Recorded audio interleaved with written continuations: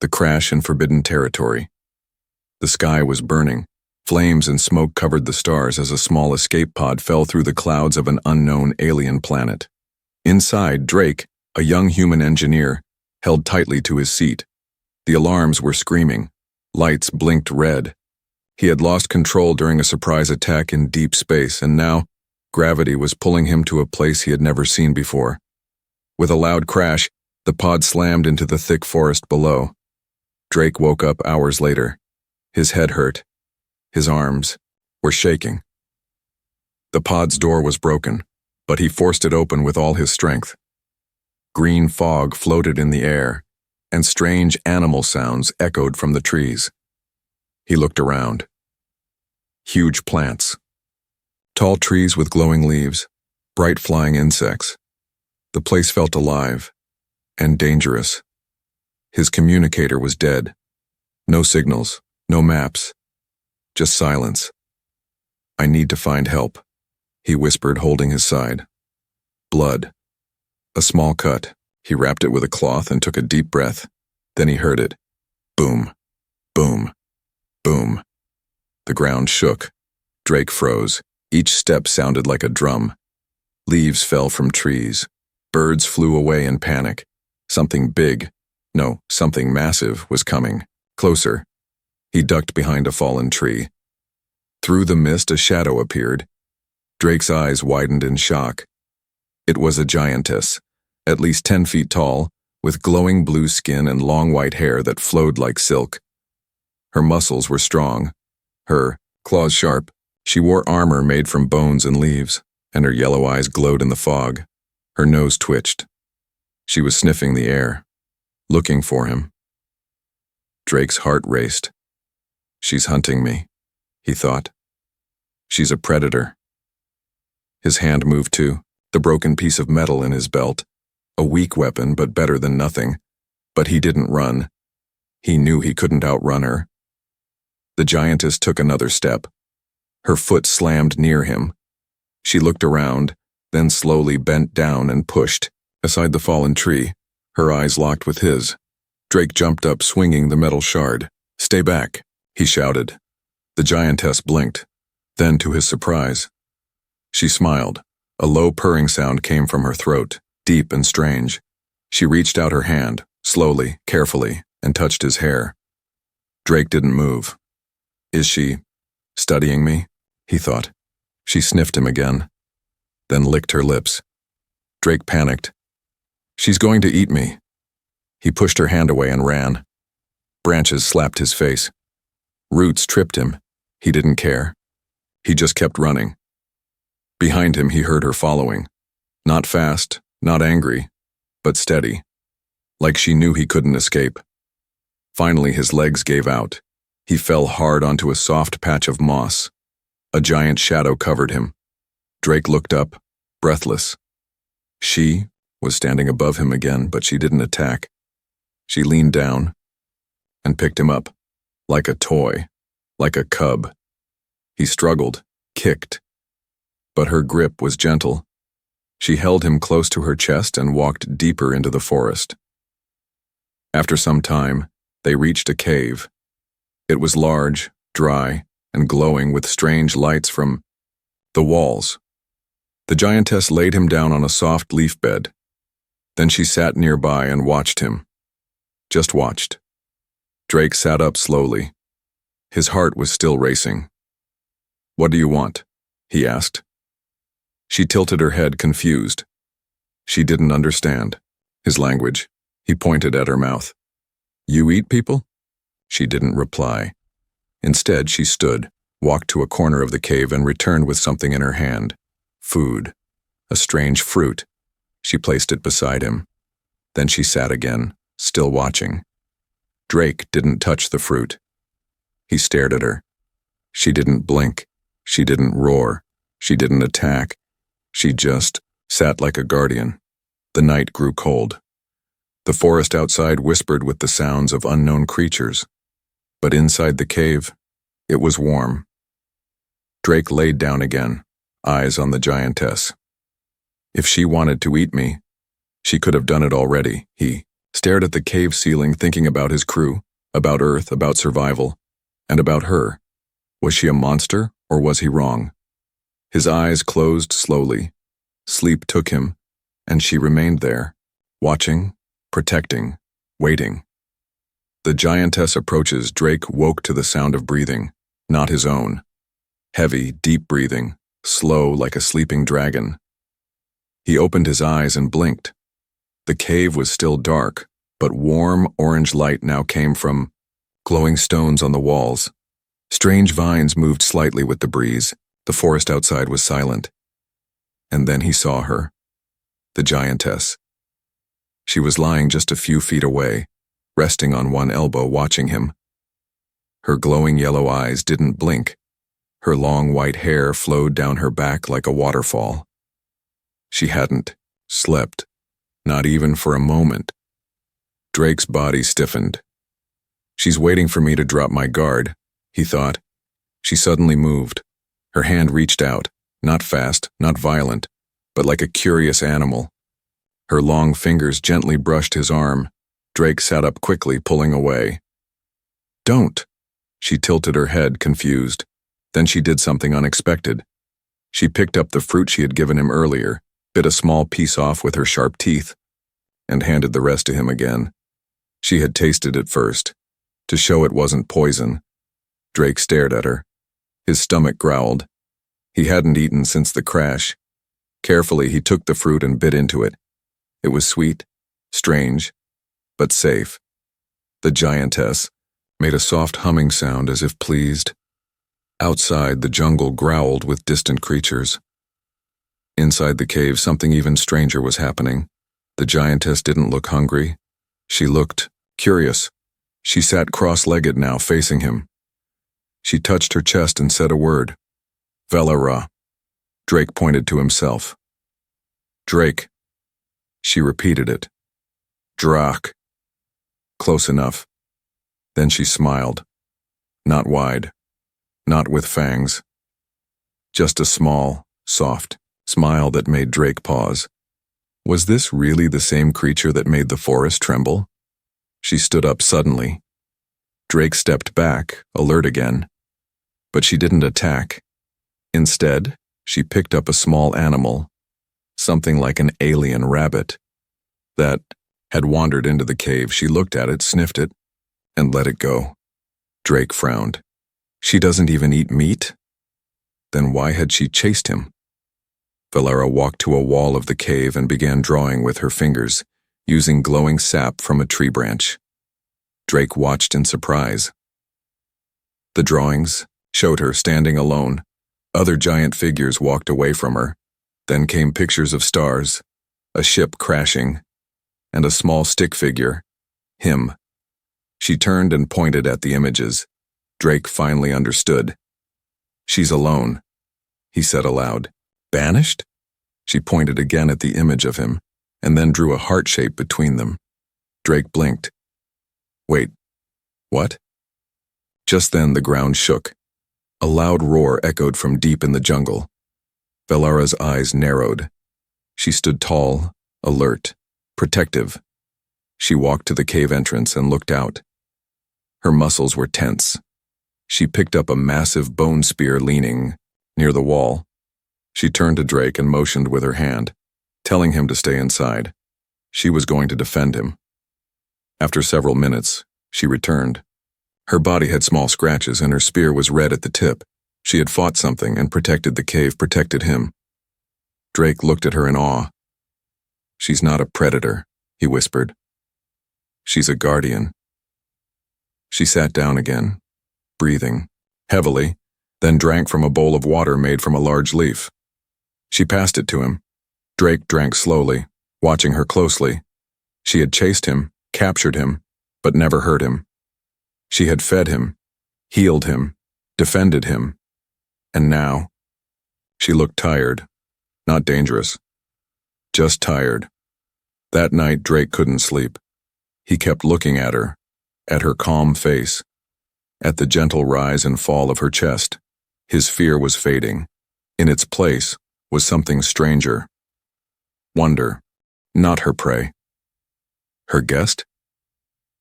The morning came with soft golden light sneaking through the vines at the cave's mouth.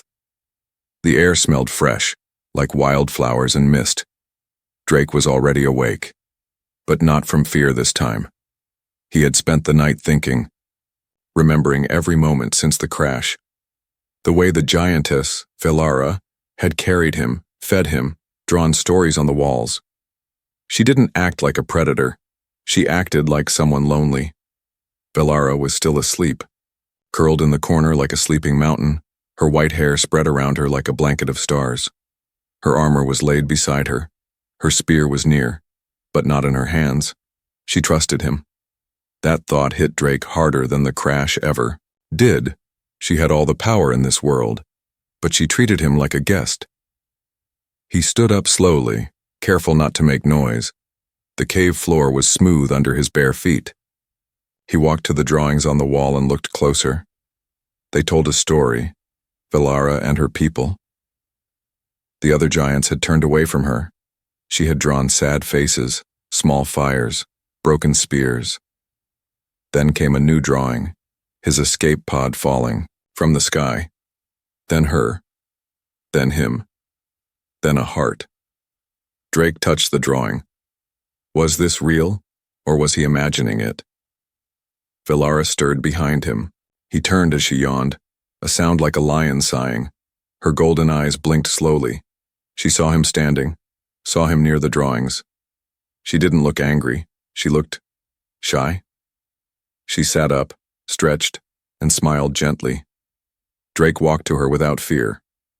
"I think I get it now," he said softly. "You never wanted to hurt me." She tilted her head, still trying to understand his words. He pointed to himself, then to her, then made a circle with his hands. "Safe," he said. "I feel safe." Velara made a soft humming sound. She placed her hand on her chest again. Ra. He nodded. Velara. She smiled wider now. Then she did something that stunned him. She pulled out a piece of fruit cut in two and handed him one half, an equal share. They sat together that morning in silence, eating and watching the birds outside the cave. The fear that once controlled Drake's every breath was gone. Now he felt something else. Peace. And maybe the start of connection. Later, Velara walked outside and motioned for him to follow. He hesitated, but then stepped forward. Outside the cave, the jungle was alive. Huge, glowing flowers, birds with crystal wings, long trees that reached the clouds. She showed him a small spring nearby. He drank from it. It was sweet and cold. Then she crushed some purple leaves and pressed them gently on his wounds. They cooled his skin and stopped the stinging. He looked up at her. "You're not a monster," he whispered. "You're a healer." They spent hours together. She showed him which plants to avoid, which ones to eat, and how to listen for dangerous creatures. Not once did she treat him like prey. Not once did she show hunger. She only showed care. As they returned to the cave, Drake saw something strange in the distance, a tall figure, another giant, male, armored, watching them. Velara saw it too. Her smile vanished. She stood between Drake and the figure, her muscles tense, her hand on her spear. The figure growled low and stepped back into the jungle. Drake's blood turned cold. "There are more like her," he whispered. "And maybe they're not like her at all." Velara didn't explain. She just grabbed his hand carefully and led him back inside. She sat him down, then blocked the cave entrance with heavy stones. Tonight, she would stay awake again, not as a captor, but as a protector. Drake laid down, his eyes staring at the cave ceiling. "She could have eaten me," he muttered, smiling. "But not like that." The night of the storm, the sky turned black before the sun could set. Drake stood near the cave mouth, staring at the horizon. The trees swayed like they were alive. The air felt thick, and the wind carried a strange scent like fire and wet stone. He looked up. Dark clouds twisted like angry beasts in the sky. Lightning cracked across the heavens. Thunder followed like the growl of a god. Velara stepped beside him, her eyes scanning the sky. Her shoulders were tense. Even she, so tall, so strong, seemed uneasy.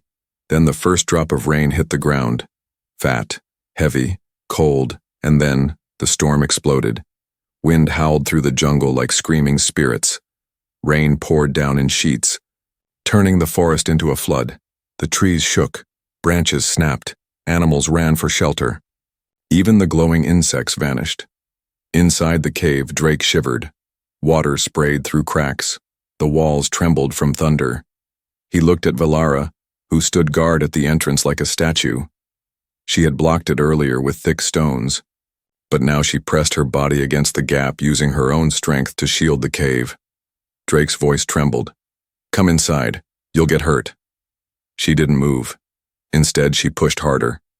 Wind slammed into her back. She growled, not in anger, but with effort. Drake couldn't watch anymore. He ran to her, pulling at her arm. "Velara, please." She turned. Her eyes, glowing with rain and moonlight, looked into his. Then, without a word, she picked him up, carried him deeper inside, and sat down beside him. Water dripped from her hair. Her chest rose and fell quickly. But she smiled, and slowly, carefully, she wrapped one giant arm around Drake, pulling him close. He didn't resist. He leaned into her warmth. Thunder cracked again, shaking the cave. But inside, where she held him, it was quiet. Safe. They stayed like that for a long time.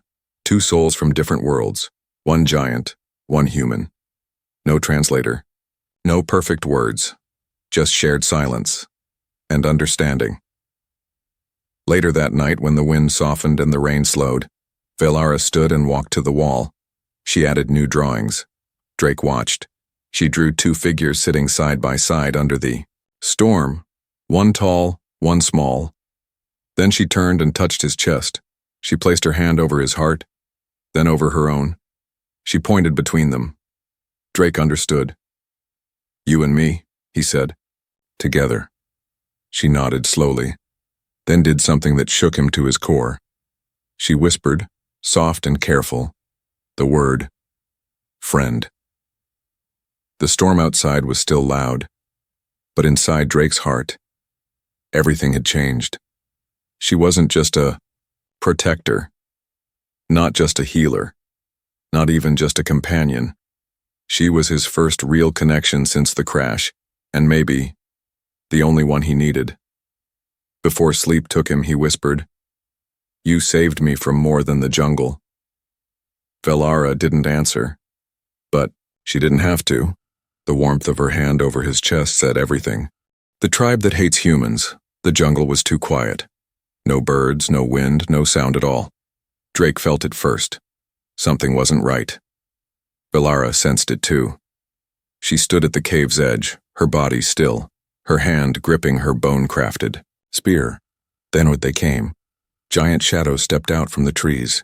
3 of them, as tall as Velara, but armored, cold, and brutal in their movement. Drake stepped back, heart pounding. The leader, a male giant with dark green skin and jagged tattoos across his chest, locked eyes with Velara. He growled a single word in their language, harsh, sharp, full of anger. Velara responded in a deep, serious tone. They argued quickly, voices rising like distant thunder. Drake didn't understand the words, but the meaning was clear. They knew about him, and they didn't approve. The green giant stepped forward and pointed directly at Drake, his face twisted in disgust.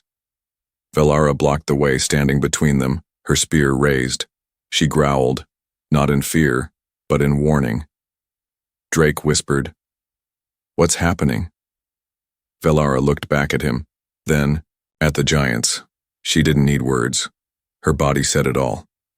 "They want you gone. They think you're dangerous. I won't let them touch you." Suddenly it happened. The second male giant lunged forward, roaring. Velara reacted like lightning, her spear clashing with his. A loud crack echoed through the trees. Drake fell back as the two titans fought in front of him, spear against axe. Roars against growls, muscle against fury. Valara held her ground, defending, not attacking. She wasn't trying to win. She was trying to protect, but she was outnumbered. The third giant rushed toward Drake. He scrambled, grabbing a burning stick from the campfire. "Stay back," he shouted. The giant laughed. Then, wham! Valara's spear struck the third one's leg, tripping him mid-charge. She roared now, louder than ever before. Even the other giants paused. Drake looked up. Her eyes were glowing with fire, her body bruised, her breathing heavy. But she stood, tall over him, like a mountain guarding a spark. The leader barked another command. The others retreated. But before leaving, the green-skinned one pointed again at Drake, and then dragged his thumb across his throat. A threat, not just to Drake, to both of them. They were gone, but the danger had just begun. Valara dropped to one knee, blood dripping from a deep cut on her arm. Drake ran to her. "You're hurt." She winced but smiled faintly. He grabbed clean cloth and wrapped her arm. His hands shook, but he kept going. "You fought them for me," he whispered.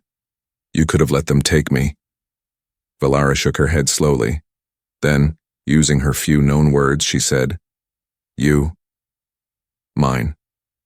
Drake didn't know what to say. He felt it in his chest, tight and warm. She didn't mean possession. She meant bond. That night they sat in silence. The fire cracked softly. The jungle had gone back to its normal sounds, but it no longer felt safe. Drake looked at her and asked, "Will they return?"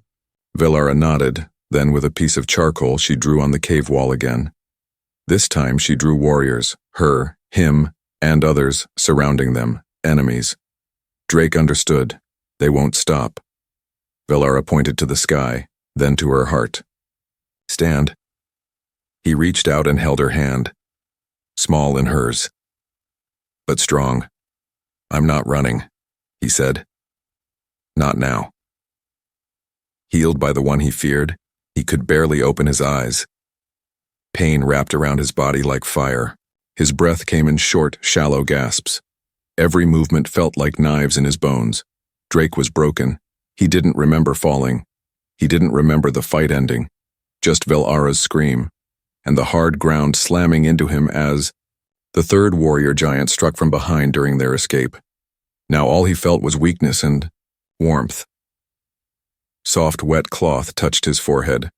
Gentle fingers pressed cool paste into the bruises along his chest. He opened his eyes fully. Valara was crouched beside him. She looked different now.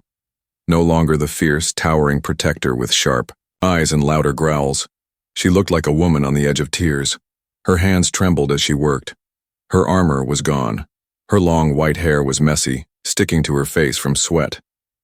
Her eyes were red. She hadn't slept. Not once. Drake tried to speak. "You..." She placed one finger gently over his lips. "No," she whispered.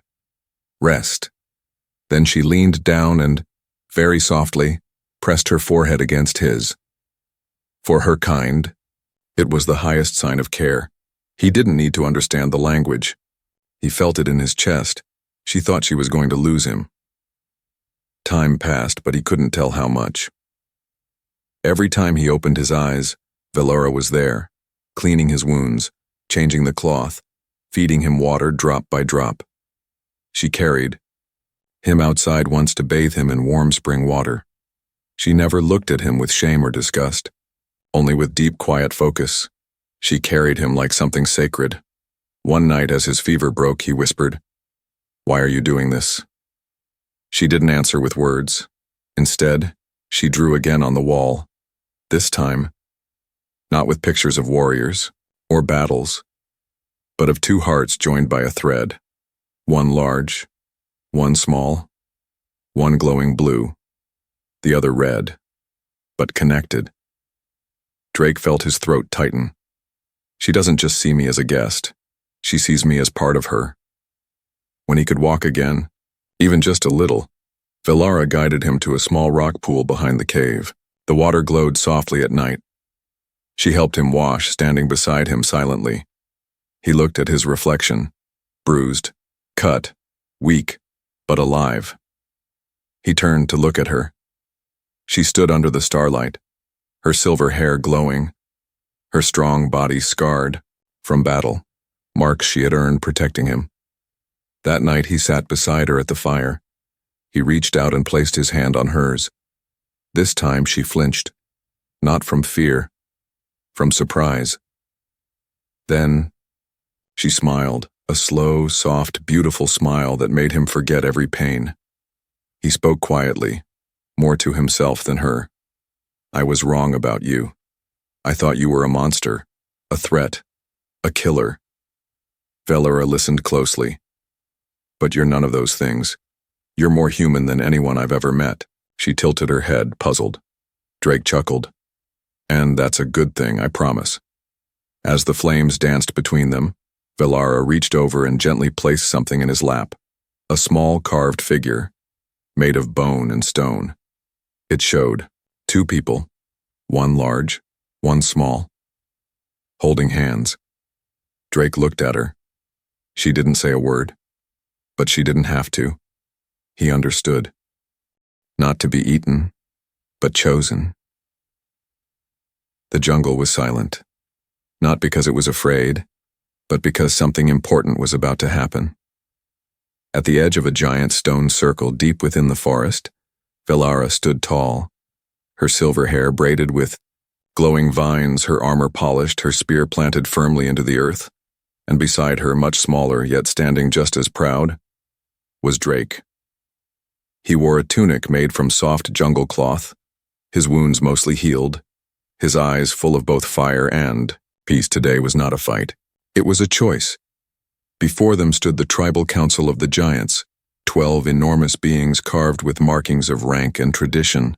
They sat in a half-circle, staring down at the human with suspicion and disbelief. The green-skinned warrior from before was there too, glaring at Drake with hatred. A female elder stood and spoke first. Her voice was deep and slow, filled with age. He is a human, a stranger. He should not stand in our sacred place. Another elder grunted. He is small, weak, breakable. But Velara stepped forward. Her voice echoed strong and steady. He is brave, loyal, strong where it matters. She turned to Drake, then faced the council. I do not bring him here as a servant, or as prey. She lifted her hand and placed it gently on his shoulder. I bring him as my equal. Gasps echoed through the stone circle. The green warrior shouted, You disgrace our kind, he is nothing but a lost animal. Velara roared, not in rage, but in power. I choose him. The wind itself seemed to pause. Drake stepped forward. His voice was quiet, but firm. I don't know your laws. I don't know your ways. But I know what she's done for me. She saved my life. Again and again. Not because she had to. Because she wanted to. He looked at Velara. I used to think she would eat me, that I was just a helpless outsider.